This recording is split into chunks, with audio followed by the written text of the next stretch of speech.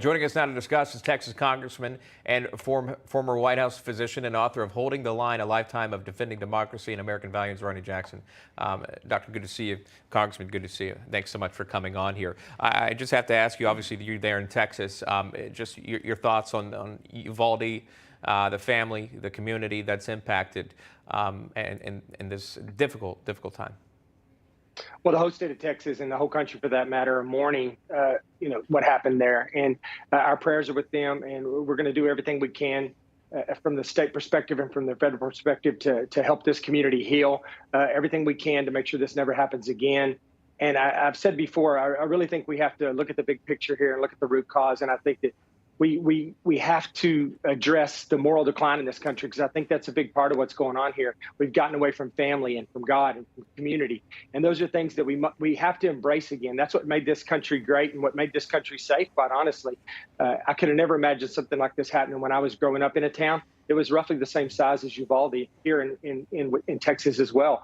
But things have changed now, and our kids are exposed to a lot of stuff that's harmful to them with video games, these violent video games that they're exposed to at a very early age. And I've said before, some of the lyrics and the rap music and stuff that they listen to is not healthy.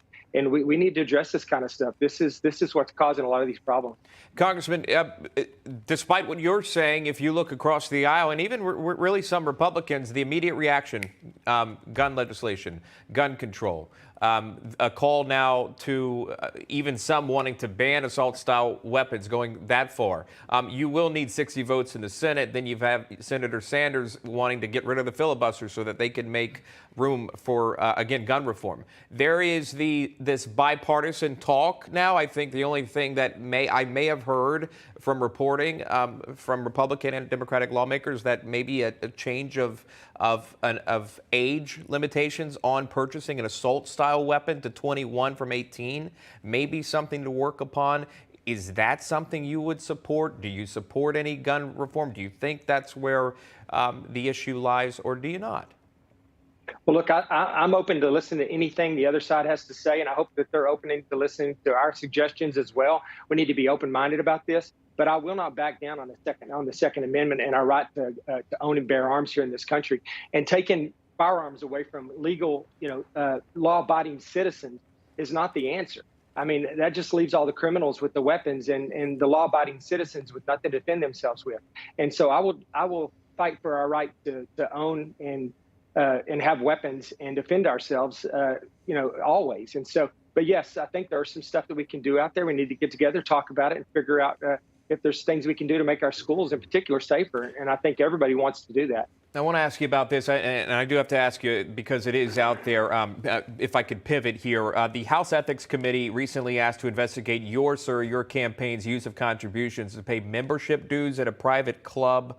I want to give you an opportunity. What would you say to constituents of yours that may have questions about how the campaign money was spent?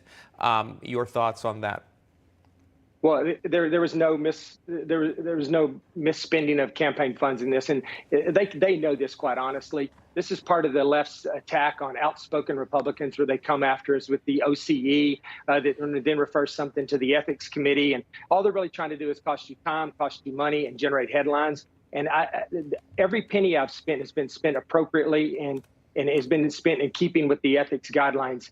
And they got this information from the disclosure that I filed regarding my spending.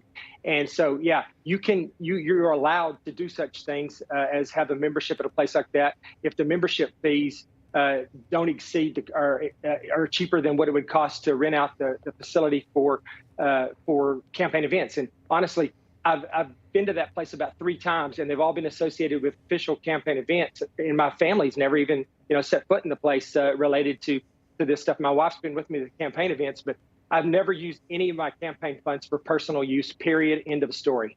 Congressman, I appreciate you answering my question. Thank you very much, and also weighing in on the tragedy in Uvalde. Best to you. Thank you for your time, Congressman Ronny Jackson, joining us live. Thank you.